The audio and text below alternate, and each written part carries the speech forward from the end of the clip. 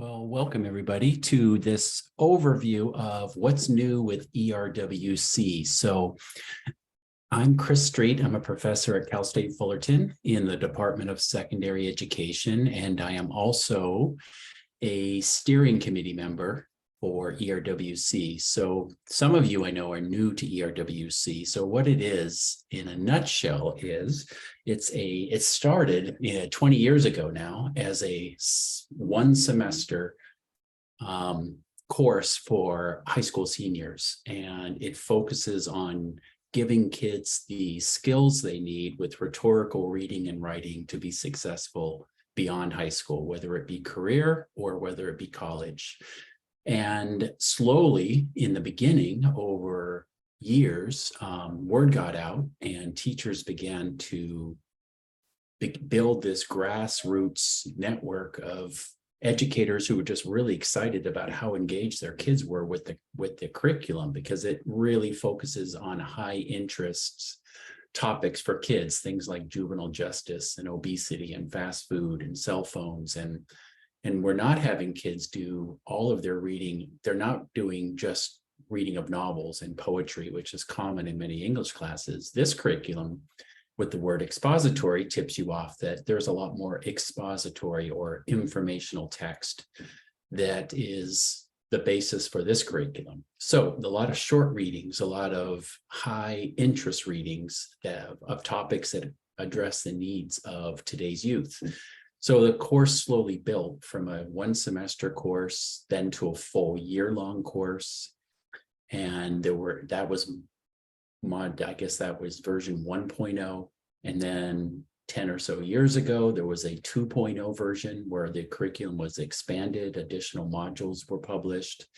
And then maybe about 3 years ago, the 3.0 version of the curriculum was developed and published on the website that you see in front of you. So it's gone through a long maturation process, and now we have not just a senior level course, but there's also an 11th grade course that schools can choose to adopt. There's a 12th grade course that's been around forever that, again, schools can adopt or not. It's their choice. And then we also have modules grades 9 and 10. And we have a lot of new perks for 3.0. We have new areas of focus, things like universal design for learning, special support for integrated and designated language support for English learners is woven into the modules. So lots of good stuff. I think there's something like 72 modules now available. So tons and tons of choices for teachers to choose from. One of the things I'm excited about, and the reason I'm still around after 20 years, I'm fully committed to this because I think it's good for kids and I think it's good for teachers. So everything's free. Once you go through a free 24-hour professional learning sequence workshop, you can get access to this website, and this website has all of the curriculum and a whole bunch more. So let me first start with the first question in the chat, which is, can I, as a student teacher, go through the professional learning? And that's a good question, and you can. We encourage that, actually. So let me show you something that will help address that. Workshops. So if you click here, and you don't need login credentials to get to this website, by the way, the URL you can see is writing.csusuccess.org, and you come to this site, and you don't need to log in to see all of this. So we do have a summer conference. I'd encourage folks to attend if you can. If you are a student teacher or new to the profession and want to expand your network, the conference is great for that. It costs $75. So if you're teaching, your school will likely support you. We have one in Northern California every summer. That's in Sacramento this year. And the second one is in Pomona. So you can see the dates and click there for more info if you'd like to come. And it's a one-day conference, and all it is workshops on ERWC. So if you really want to take a deep dive on ERWC, I'd recommend the conference. But for that question in the chat about workshops. If you click on upcoming workshops, you can find, by searching, workshops all over the state. So let me just point out one that I happen to know is going to be happening because I'm leading it. And it is well, let's just search for it. We're looking for, this is a introductory workshop. So if you're interested in learning about the curriculum and getting certified to teach it, 24 hours of professional learning, you can search for the introductory workshop. That's what you would need. I'm going to search for online, and we're going to filter those out. And then you see a couple that are available here.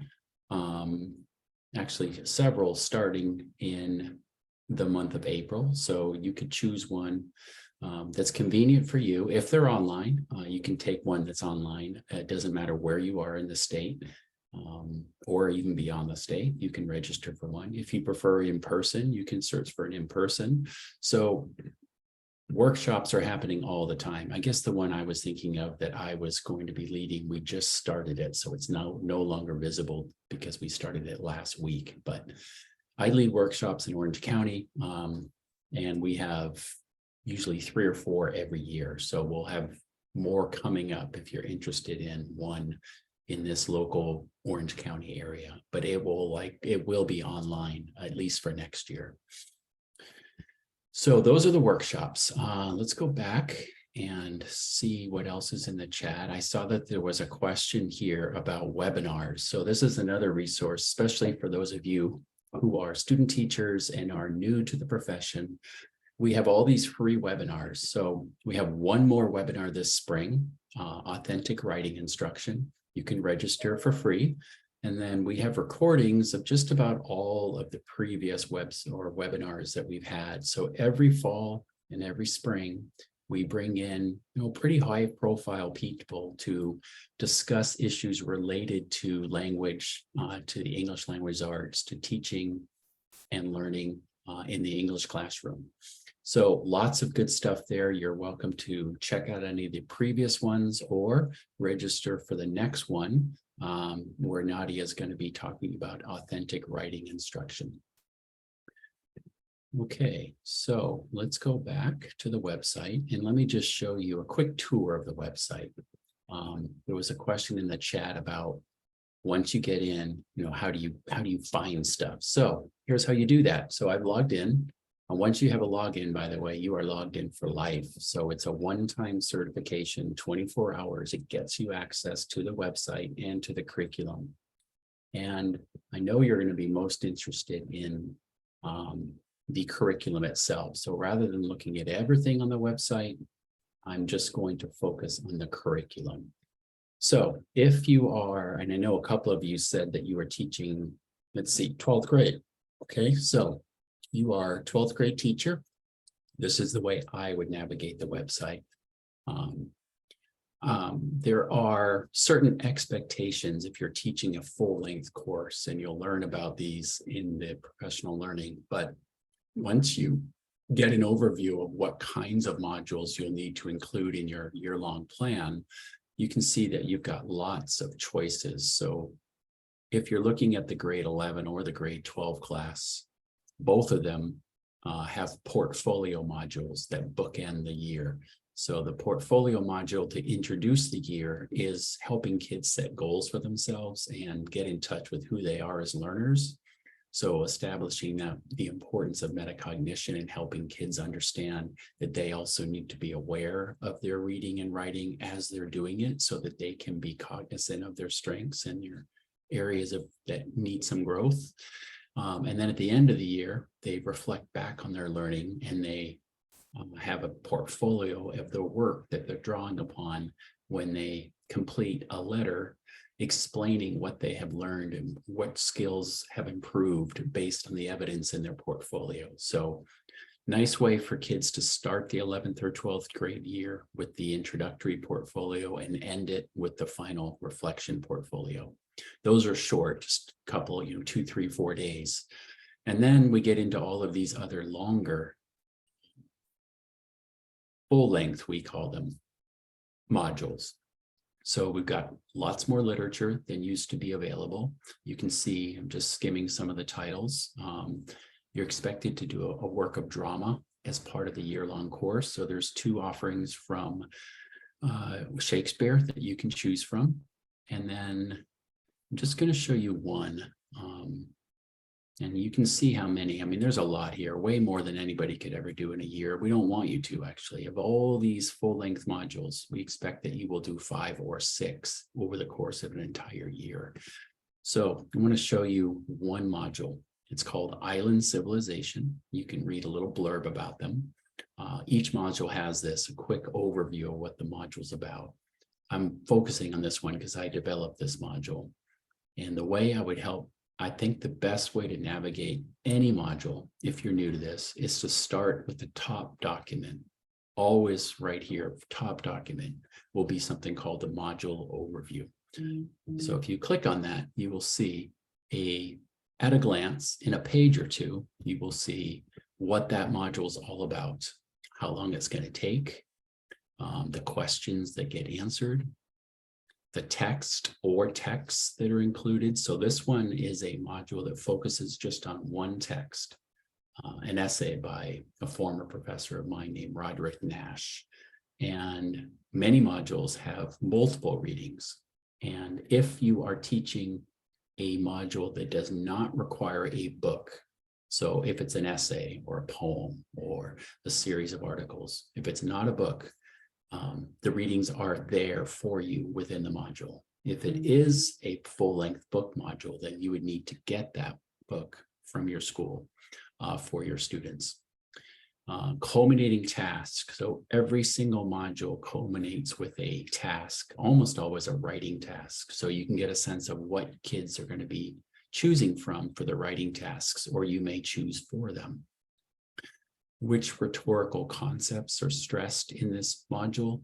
So you can see there are several there, and I'll come back to that point in a minute. Every single module in ERWC has integrated ELD support. Some have additional designated support, but this one, you can see some of the ways that the integrated support is woven into the module. And then there's something called mini modules, which I'll come back to. And the mini modules are short 2, 3, 4, 5-day modules that are designed to teach a rhetorical concept or skill that we hope will transfer. So the goal is to pair a mini module with the full-length module. So for example, one mini module is called Introducing the Rhetorical Situation. So that mini module explains to kids what rhetorical situation is, so they understand that. And then they see it again in this module, and they can dive deeper in a full-length module because they've already got the skill, they've got the knowledge of what is a rhetorical situation from the mini module, and then they apply that understanding in a full-length module.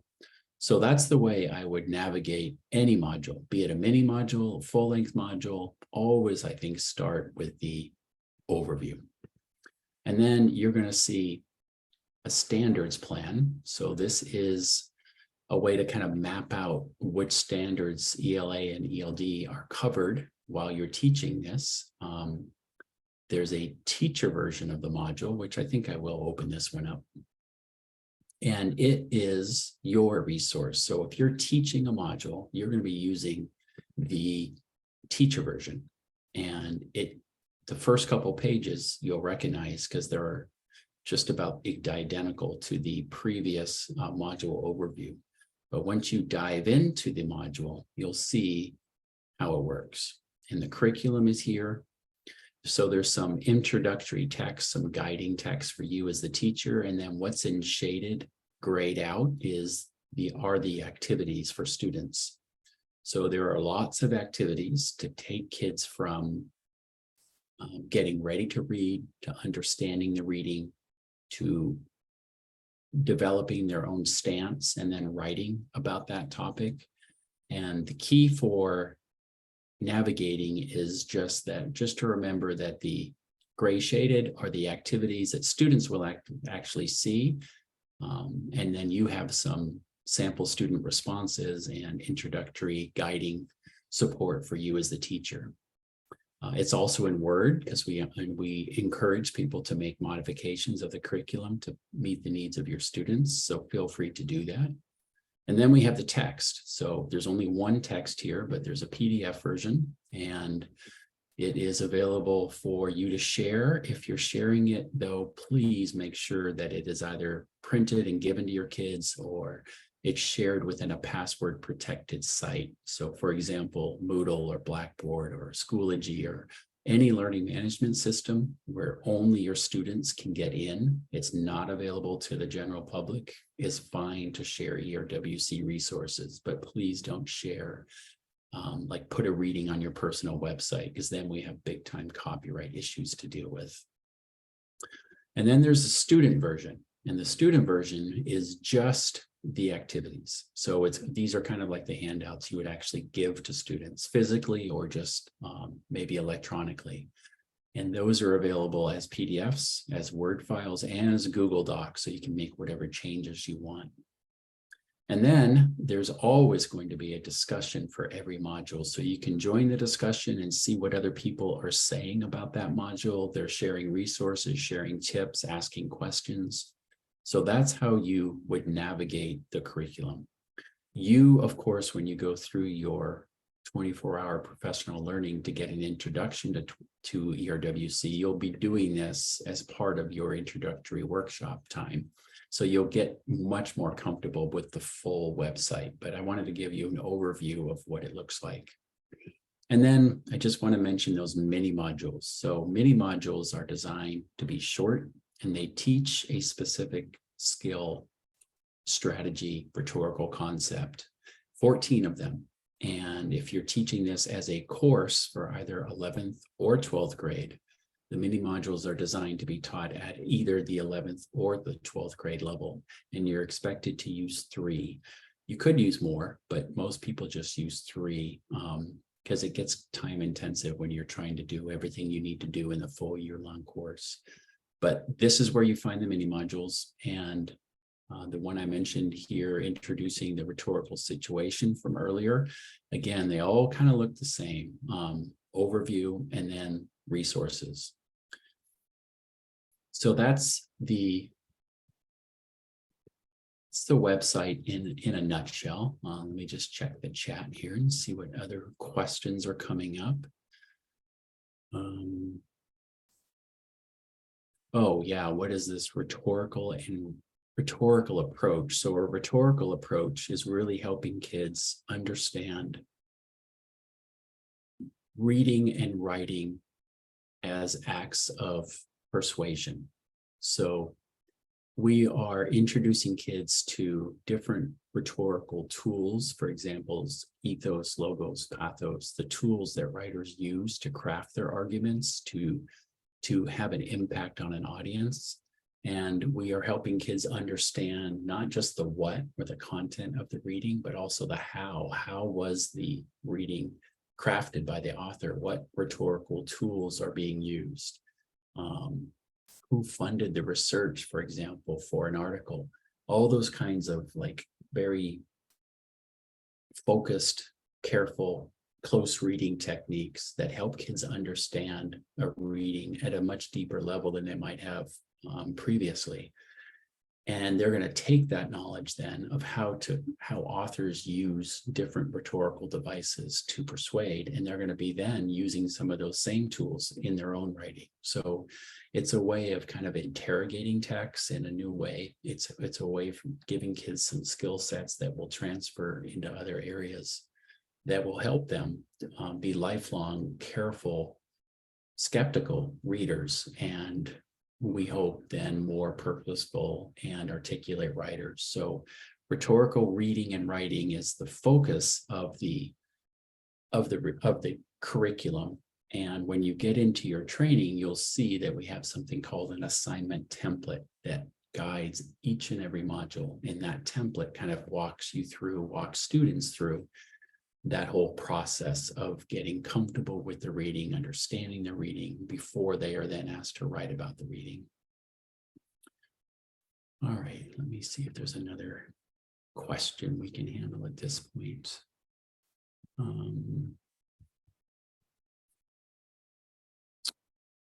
Yeah, there's another question in the chat about the summer conference. So here it is again. So if you're interested, this conference flyer is what you need to take a look at. And you can see our keynote speaker is Lamar Johnson. And we have Sacramento on June 20th, and we have Pomona on June 26th. And you can register for free using this link. I should say not for free, sorry, it is $75 now, but it does get you free breakfast, a full day of deep immersion into ERWC, and then a great lunch and a fabulous keynote speaker. So if you're interested in that deeper dive, and I know some of you are from the chat, I'd encourage you to join us at the conference, and you will begin to really network with people who are in this ERWC community. And I think that's a great place to get your feet on the ground and get yourself running with ERWC.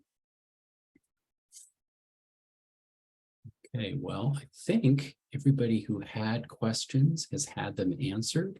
Is there anything else people would like to learn as a quick overview of ERWC?